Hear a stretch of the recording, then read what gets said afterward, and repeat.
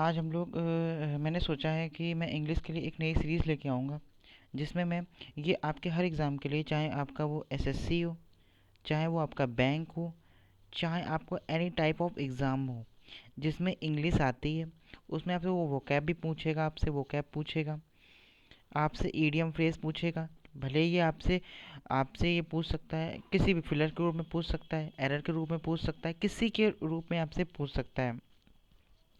Phrasal verb जो कि आपको याद नहीं होती है, ठीक है। मैं आपको बोली कि सबकी कॉमन सी बात है, फ्रेजल वर्ब नहीं याद होती हैं। हम उसको दो दो करके ले चलेंगे, जिसके कारण हम लोग बहुत ज़्यादा फ्रेजल वर्ब को कर पाएंगे, ठीक है।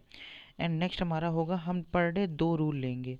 2 रूल के बारे में पूरा जितना हो सकता है उतना सब समझ लेंगे एक बार में, ठीक है।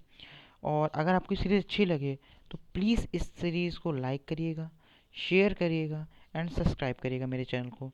चलिए हम लोग शुरू इसको चालू करते हैं। और से पहला क्वेश्चन आया हमारे पास, ये है हमारे पास फ्रेजल वर्ब्स।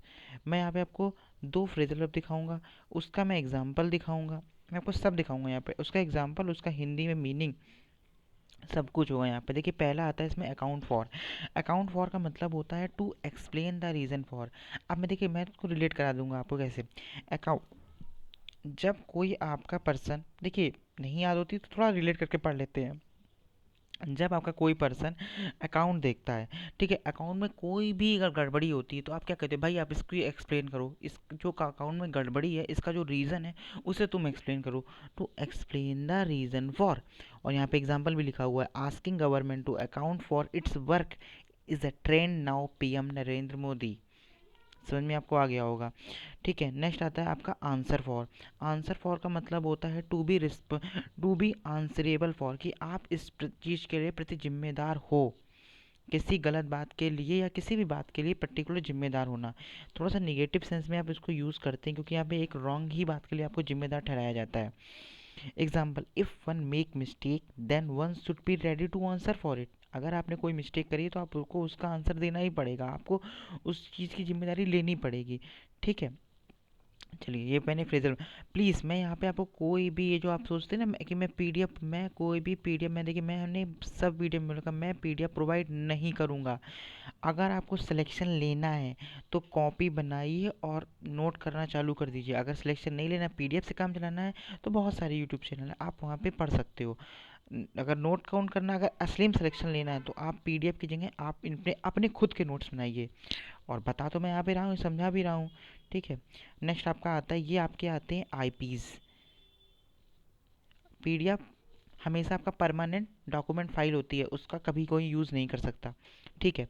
इसमें लिखा है, trying to find my lost ring in the college is like looking for a needle in haystack. Haystack होता है आपका भूसा, जहाँ पर वो गाय वाय का भूसा नहीं होता है, उसके भूसे को हम लोग कहते हैं हेस्टेक, जो भूसा टाइप का होता है।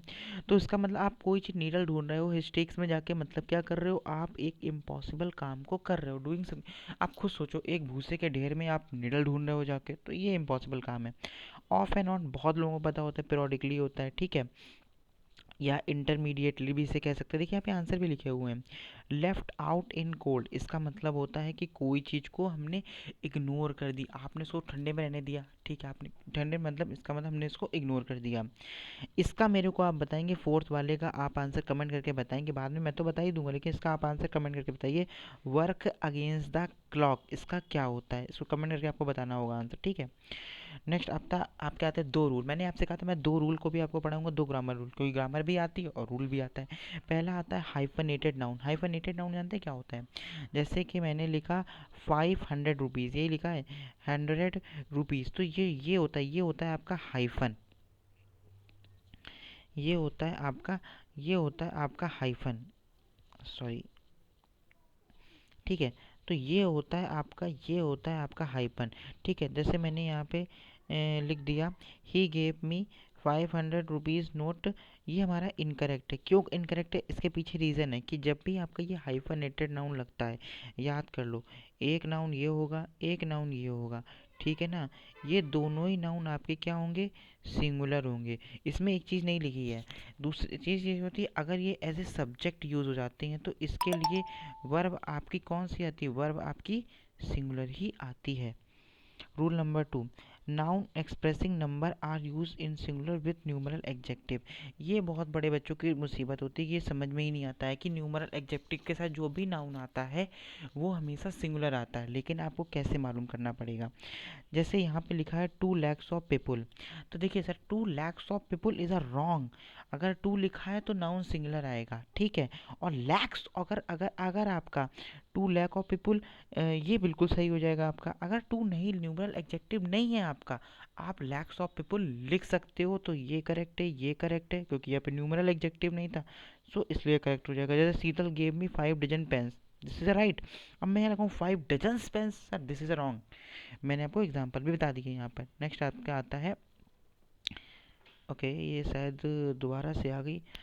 ओके मैं इस बार इसको देख लेता हूँ, इसकी जगह पे मेरे को क्या लेना था।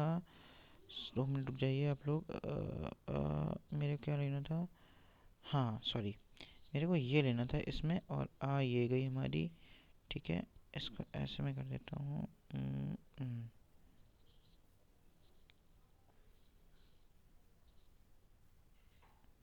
ये देखिए सर, बनाने में टाइम लगता है, कोई 2 मिनट में नहीं बन जाती ये सब चीज़ें, ठीक है सर। अब देखिए यहाँ पे मैंने आपको कहा था 2 वोकैब पर डे आपको लिखनी है, आपको लर्न भी करनी है। एडामेंट, एडामेंट सर क्या होता है, एडामेंट एडजेक्टिव होता है आपका पार्ट ऑफ स्पीच में, ठीक है ना। इसका मतलब होता है हार्ड या इनफ्लेक्सिबल, मतलब कि कठोर, अटल, अडिग। मैंने इसका सिनोनियम भी बता दिया, अनशकेबल, इमूवेबल, अनश्योर, अनडिटरमाइन, ठीक है। ये इसके एंटोनियम्स हैं, ये इसके सिनोनियम्स हैं।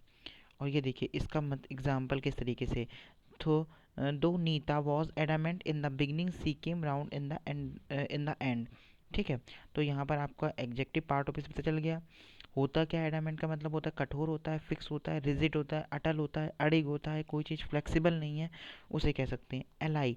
एलाई का मतलब होता है किसी चीज़ को शांत कर देना, काम, पेसिफाई, श्रुति, सूट, रिड्यूस, डिमिनिश। तो ये सब इसके क्या हो गए, सिनोनियम्स हो गए। एंटोनियम इंक्रीज, इंटेंसीफाई, एनॉयड, भड़कीला कोई चीज़ हो गया।